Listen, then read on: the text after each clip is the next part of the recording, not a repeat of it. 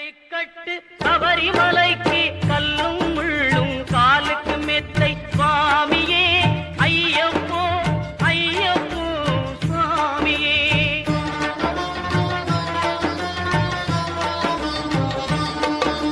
நெய்யபிஷேகம் சுவாமிக்கே, கற்பூர தீபம் சுவாமிக்கே, ஐயப்பன்மார்களும் கூறிக்கொண்டு ஐயனை நாடி சென்றிடுவார் சபரிமலைக்கு. பள்ளிக்கட்டு சபரிமலைக்கு